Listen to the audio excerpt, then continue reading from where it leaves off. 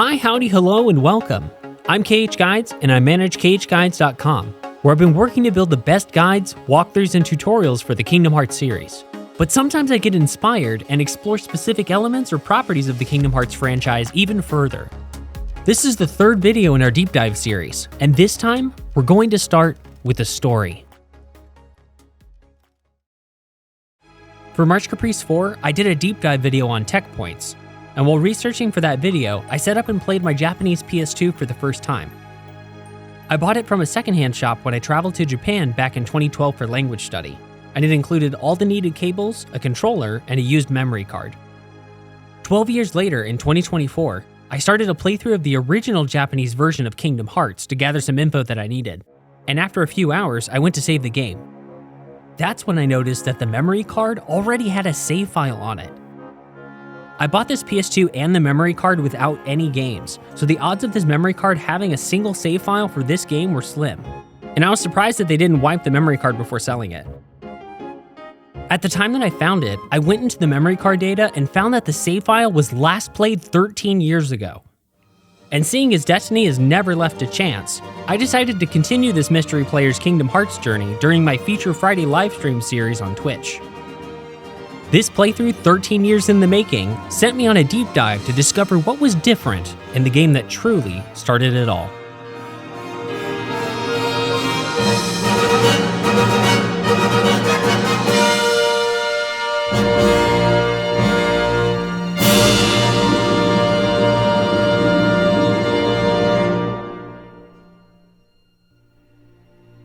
Before we continue where our mystery player left off, there are a few major game differences to cover first. In the original Japanese release, there weren't any difficulty modes to select from. The game only had a single mode. This was later expanded to normal and expert in the international release, and expanded again into 3 modes in Kingdom Hearts Final Mix. This version has an option to install the game's data onto a hard drive for faster loading times. This requires you to have an accessory called the PlayStation BB unit. It included a 40 gig hard drive that fits into the expansion bay on the larger PS2 models.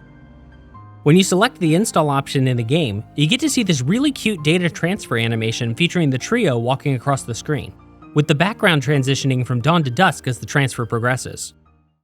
In both the original Japanese and North American versions, you can only control the camera by pressing the L2 and R2 buttons, and the right analog stick controls the command menu. This setup only gives you horizontal control of the camera, and having to manage this with the trigger buttons makes it more difficult to multitask with navigating Sora and the command menu at the same time. The other major difference in control mapping is that the actions assigned to X and circle are swapped. This is actually really common for games in Japan since the circle is associated with affirmative or correct choices and the X is tied to cancel or incorrect. It took about an hour for me to get used to this change, and I was surprised at how quickly the change stuck with me. The remastered 1.5 HD remix version of this game assigns limits and field actions to the triangle button, similar to how reaction commands were used in Kingdom Hearts 2. But in all PlayStation 2 releases, most of these actions are selected from the bottom of the command menu. And because of this, your summons are instead nested within the magic list, making it more difficult to navigate to a summon you need in the middle of combat. Before Final Mix released, the game featured a much darker color palette for most Heartless. Most Day 1 fans that I've gotten to know have said that they prefer the darker colors that make the Heartless look more sinister. My personal headcanon is that manufactured Emblem Heartless were updated with brighter colors in order to better distinguish them from their pureblood counterparts from the Realm of Darkness. And on the subject of darkness, some of the environments seem to render a lot darker in the original release. They definitely adjusted the lighting in most areas in later versions. When I first loaded up this save file, our mystery player was at Triton's throne in Atlantica, with Sora at level 41. Given their high level, I assumed that they had cleared the story episode here, but I later learned that they had stopped just before the fight against Ursula in her lair. This fight in particular is known to be difficult, and it's around this time that some first-time players decide to shelve the game. I could tell that they had been grinding for levels in Atlantica given the type of accessory and item drops they had a large number of. Based on the order of Sora's learned abilities, I could tell that our mystery player had chosen the Dream Sword at the start of the game, and they had also already cleared the Pegasus Cup at Olympus Coliseum, because they had Strike Rate in their ability list. They had the 3 Wishes keychain equipped, but had already acquired Spellbinder, which would have been a game changer for them in the Ursula fight. This is where I noticed that some of the keychains received name changes during localization into English. 3 Wishes was originally called Desire Lamp, and Spellbinder was called Examination. A few others had different names between localizations too. Mystery Player had Fyra, Blizzara, and Thunder assigned to their magic shortcuts, which probably made things even more difficult for them not having Cure Map to any shortcut. I made the menu changes I wanted and defeated Ursula with no issues. And thanks to our Mystery Player's farming of Thundara rings here, Giant Ursula's attacks made absolutely no dent. With Atlantica wrapped up, I decided to revisit earlier worlds to see what our Mystery Player might have missed, and in doing so, I found some interesting differences and got to experience some nostalgia for things we lost in later versions. Starting in Traverse Town, the blue trinity that takes you to the cafe's second floor balcony usually has a treasure chest with a postcard in it, but in this version, that postcard is in a barrel that you have to destroy. In the area past the 3rd district leading to Merlin's house, you can hear the sound of owls. These sounds were not featured in the 1.5 HD remix version for some reason, but I like its inclusion since we don't get to see Archimedes outside of some subtle references nearby. The only thing out of the ordinary in Wonderland was the inclusion of this musical intro during the courtroom scene.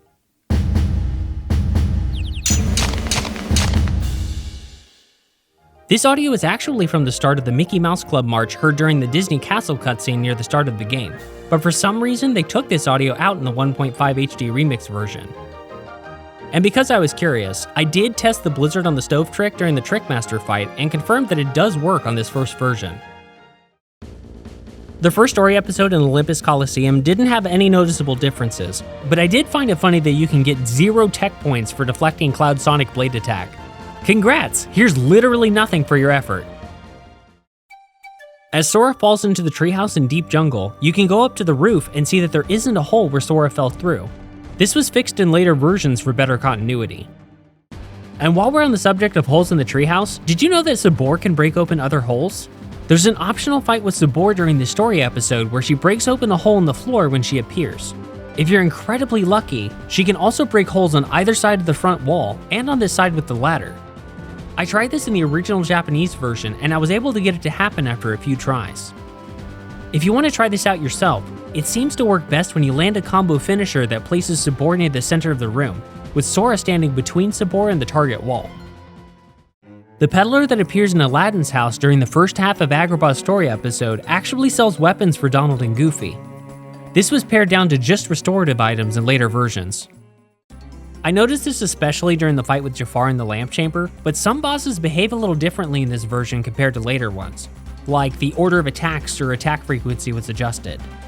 For Jafar, he used his laser attack almost non-stop, and he hardly ever teleported or used his Blizzard AoE attack. And after defeating Jafar Genie, we get Ansem Report 0. Apparently in the Japanese version, the entries of Ansem's report are numbered starting at 0, while the international versions are numbered starting with Report 1. This is actually a point of confusion with fans later in the series, when in another set of reports, it's mentioned that Ansem the Wise merely wrote Report 0, when international audiences never picked up a report listed as Report 0. When you arrive in Monstro, there are these large boxes on the lower platforms for no apparent reason. I guess you can use them to climb to higher ledges, but without high jump, they still don't really get you anywhere. And when the water level drops later in the story episode, these boxes are moved into the water. If you swim into them, they'll just break. If you warp or fly to Monstro after your first visit, there's a chance that Monstro won't be found there. At this point, your only option is to keep flying to the next world.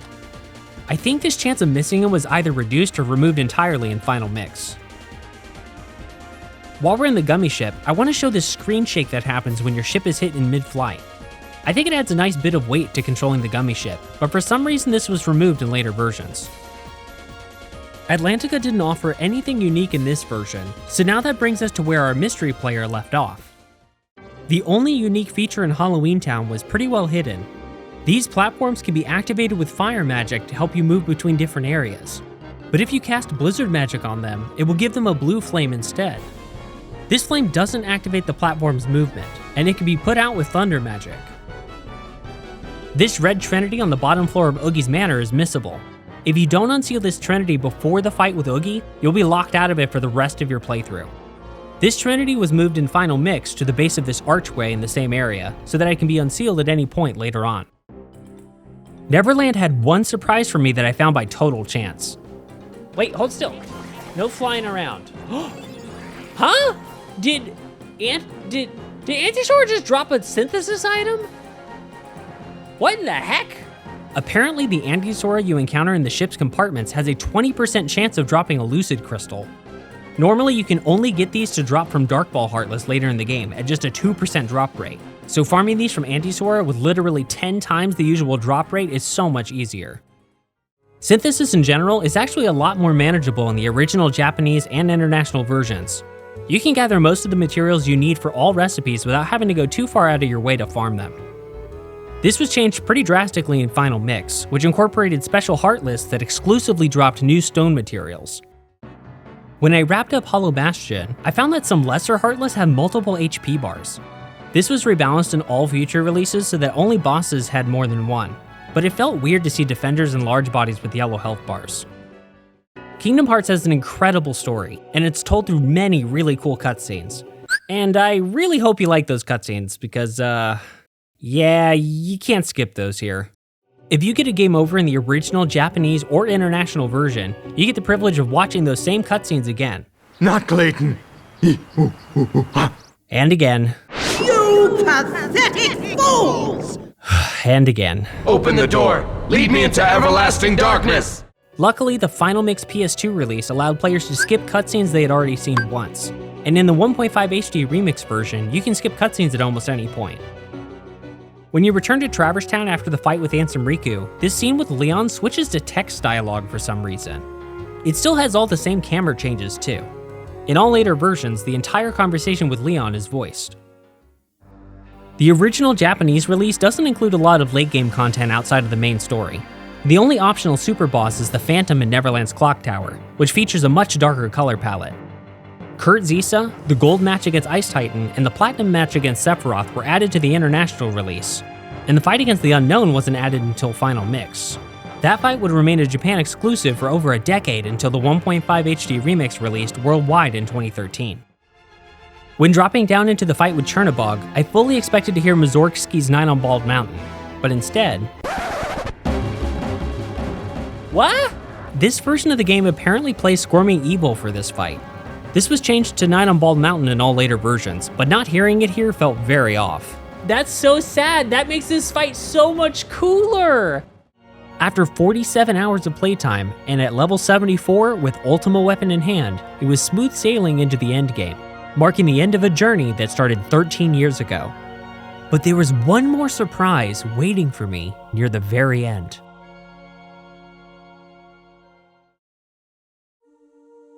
I was watching the ending cinematic and I noticed a voiced line that I had never heard before.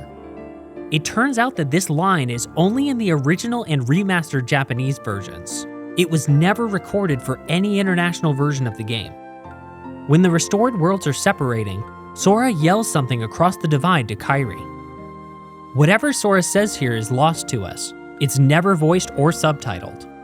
But after Sora fades from view, Kairi closes her eyes, and her thoughts can be heard. 届いてるよ、空の気持ち。忘れないで。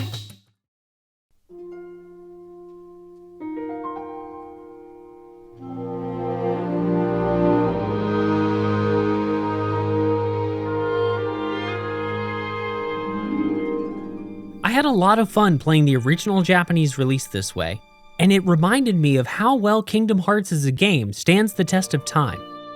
It definitely shows its age in places, but it still manages to capture the attention and hearts of new fans over 20 years later. KH1 has seen some revisions and remasters across the years, but it's my personal hope that Kingdom Hearts Final Mix truly remains the final version of this game. I know some fans have voiced their desire for a remake of this title in a modern engine, but there's a particular magic to this game that perfectly matches the technology of the time, and that can't be replicated today. The aesthetic quality of this game hasn't really aged the way some other games of its era have, and it exists, in some ways, like a game out of time.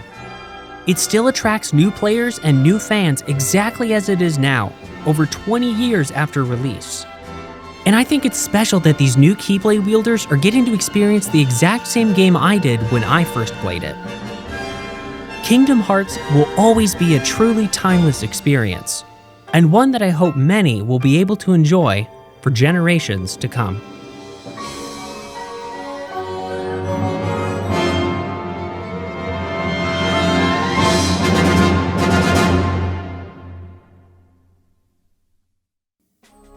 This video was produced as part of March Caprice. It's a fantastic event organized by the online community to celebrate Kingdom Hearts. Find out more at marchcaprice.com. And this video is by no means exhaustive when it comes to the differences between this game's versions. If you want to learn more, I've listed a few resources in the video description. A personal thank you goes out to our mystery player. If you happened to sell your PS2 memory card in Nagoya in 2011 or 2012 with these games on it, thanks for letting me finish your adventure. And as always, you can find the best guides and walkthroughs to the Kingdom Hearts series at KHGuides.com. Thanks for watching. We'll see you next time.